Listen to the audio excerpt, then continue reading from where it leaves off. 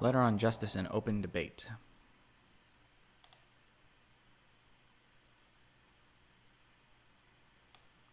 Hasty and disproportionate punishments instead of considered reforms. Editors are fired for running controversial pieces. We refuse any false choice between justice and freedom, which cannot exist without each other. As writers, we need a culture that leaves us room for experimentation. Okay. Oh, God. Barry Weiss. Malcolm Gladwell. No, I know about this letter. This is standard free speech protection. Like, I'm not saying that I disagree with it. I'm not saying that I agree with every element of it. I don't think that free speech absolutism is even a real position to have. I think that there is always a trade-off between free speech and justice. And that there is a valid debate as to where that trade-off lies. Yeah, no, there's a valid debate on the place of free speech. And, like, Dave Rubin and, like, Trumpists and Breitbart and Milo Yiannopoulos have absolutely no place in that debate. They have absolutely no position in that debate. They don't belong there. And they're a completely worthless addition to it. You want a free speech absolutist? Look at Noam Chomsky. You want a free speech absolutist? Even Fareed Zakaria is more qualified to engage in that debate. When you are less distracted, see what you think. No, it was a very, very, very simple letter. It takes all of 30 seconds to understand what the meaning is. I just read it, and I'm not distracted. I literally paused the game, I opened the letter, and I read through it. There is a valid debate on how far free speech protections should go, and we have decided that there are extents to which free speech protections should not go, such as imminently causing harm, like directly inciting violence, directly inciting panic, that those are not protected versions of free speech in America. There are others who say that hate speech or deliberate disinformation should not be protected. That's why we have libel laws. That's why we have slander laws. But hate speech itself, there are countries that say it should not be protected. I do believe that to a certain extent, hate speech should not be protected. Hate speech that can lead directly to violence against. Hate speech that can lead, indirectly, but with a certain level of directness, right? Hate speech with a certain limited removal from the violence that it definitely causes, that should not be protected, in my opinion. But there's a valid debate around that. What you and I might disagree on is who's qualified to have that debate. Like, the problem is that is a debate that needs to be had very responsibly by by people who know what they're talking about when it comes to the relationship between free speech and oppression, free speech and violence inflicted upon marginalized people. And that there are certain kinds of speech that almost inarguably lead to violence against certain groups of people. And that those kinds of speech maybe ought to be regulated. That harassment laws are a violation of free speech. That online cyberbullying is a form of harassment and should not be protected as free speech. That, remarks about a person's skin color. The reason for hate speech or whatever is determined that more speech is better. Is they determined that more speech is better. Again, it is not like you're talking in platitudes. This is a much more complex topic than more speech is better. That's a Dave Rubin talking point. The alternative is less speech from what I understand. Again, you don't understand the layers and nuance of this issue. You're looking at it through a lens of like, oh, free speech is the greatest thing that ever existed, and more free speech will always lead to better outcomes. Like, no, that's not true. The problem is that when you radically allow free speech from people whose end goal is to restrict free speech, which is usually the case with fascists, what they will do is they will use systems of liberalism to their favor, and then once they gain the power, they will end those very systems. It sheds a light. Yeah, what you're saying is sunshine is the best disinfectant. Guess what? The world doesn't work like that. The world doesn't work like that because ridiculous and idiotic forms of reasoning and logical fallacies are used to Things like logical fallacies and cognitive biases and all kinds of fallacious reasoning are employed to get people to believe a point that is not poorly reasoned, that is not properly reasoned, that is not properly justified. That you can engage in cognitive fallacies and logical fallacies and bad reasoning that are specifically designed to shield your point from logical criticism. This is where terms like strawmanning, begging the question, relative privation fallacy, these are all fallacies designed to seize upon human cognitive biases that operate in contradiction to logic, that operate against logic. So when it seems like sunshine is the best disinfectant, and you're just letting competing arguments work against each other, the best competing argument is not necessarily the strongest logical or ethical argument. Oftentimes, it's the one that plays best into human biases and human cognitive reasoning flaws.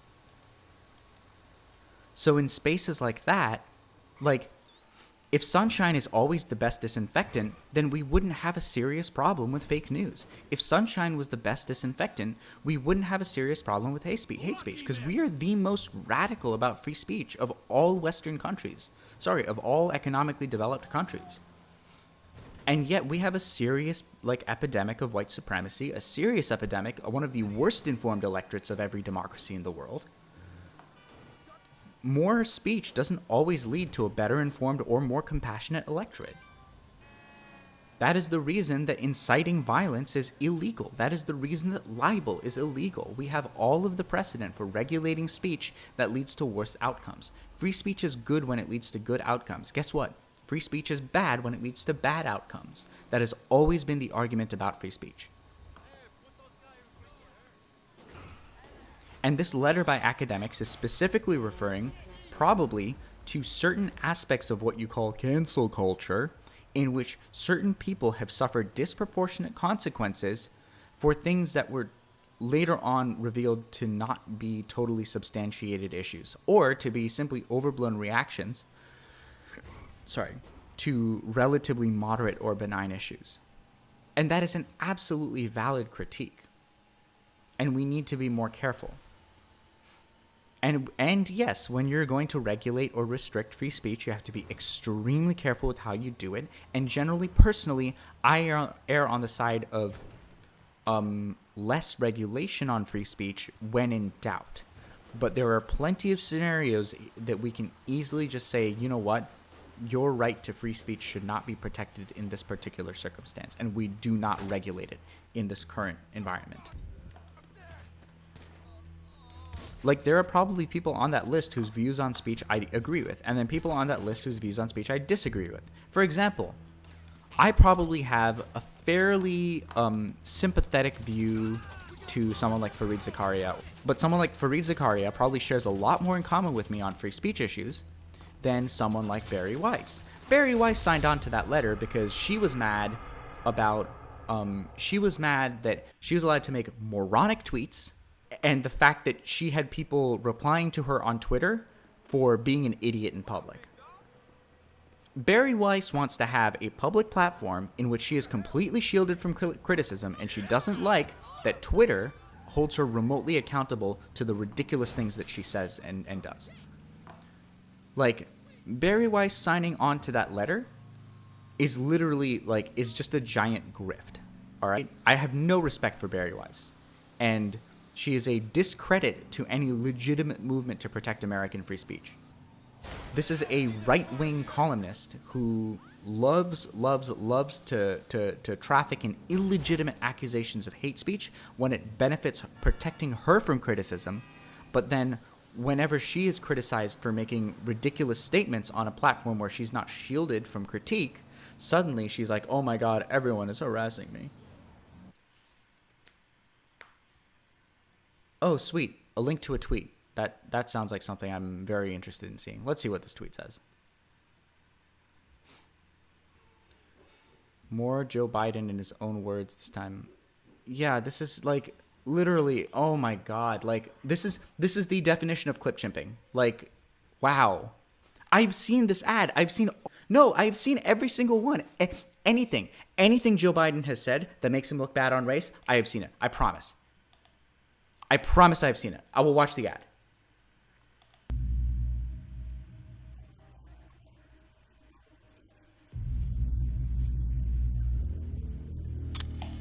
Yes, this was a gaffe. This was a gaffe, but it was also in context of a larger thing he says. He has unimpeachable approval ratings among African Americans. Again, these are all a bunch of clips. Figuring out whether you're for me or Trump, and you ain't black. Again, this was also a really stupid statement. This wasn't him intentionally acting racist. This was him trying to be buddy with a black community that he's trying to turn out to vote. He shouldn't have said that, and I'm pretty sure he basically said, "Yeah, I shouldn't have said that. I'm sorry about that." Biden apologizes for "you ain't black." Wow. Nice. Biden apologizes for saying African Americans ain't black if they back President Trump. But yeah, he apologized. He apologized for saying it. And it was a gaffe. He shouldn't have said it. Poor kids are just as bright and just as talented as white kids. Another gaffe. Like, that is something I used against him in the primary. Like, he shouldn't have said that. Does the guy harbor some, like, covert racism? Sure. He's running against someone who took out the Central Park 5 ad. There's nothing in here I haven't heard before. You don't understand. I spent a year supporting and fighting for a campaign against Joe Biden because I wanted to defeat him on this stuff. That doesn't change the fact that, like, these are parts of a problematic story arc that was not my first choice versus a literal white supremacist. A literal white supremacist. Keep things in context. A fascist. He is running against a fascist. Saying this, I think the two-party system is good for the South and good for the Negro, good for the black. 1970, 1980, when was that? I'm sorry, anything he said before before 2000. Again, these are all clips chimped together over a 45-year-long career. When was this quote from? It said two-party system in South was good for the... Yeah. 1973. Do you think the language he used was not considered okay in 1973? It's not a disclaimer. Just a quick disclaimer. I am absolutely not suggesting that the term Negro was morally okay to use in 1973, as we now know in retrospect it's not. Instead, I'm saying that anti-racism advocates didn't necessarily recognize that the term was problematic when they used it in their advocacy of anti-racism. In the same way that I'm sure there's plenty of terminology that advocates for marginalized communities use that in the future will be considered harmful to said communities, but we just don't realize it yet. That was language that was okay in 1973, and he used it. Like, you are prohibitively stupid. Like, genuinely, you are beyond help. 1973. That word was okay to use. Completely. He was using that argument in defense of a system that prevented worse fringe parties from entering into the right wing. He was using it in defense of marginalized people. Like, I trust myself to make criticisms of Joe Biden's unconscious racism. This ad is fake news. It's literally out of context clipping of a bunch of different gaffes into a 45-year-old quote. You're pathetic. You're a Trump troll. It's what you are. Other than the fact that they still call me boy, I think they've changed their mind. I don't even know, like, what was he was making that remark about friends he has in his black constituency, that, like, he's talking about the close relationship he has with people. Again, I don't get it. Like, literally, this is the grasping at straws gets even more. Now there's just like, oh, he used the term boy. Like, okay. They're gonna put you all back in chains. What's the context on that?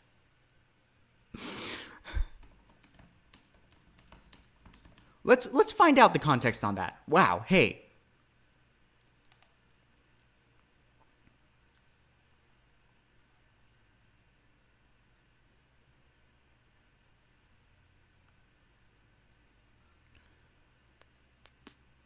Former U.S. Vice President and current contender for the 2020 Democratic presidential nomination has a self-acknowledged reputation for making verbal blunders, one of the most infamous of which during the 2012 blah, blah, blah, playing the race card to disparage Republicans. Gonna put y'all back in chain.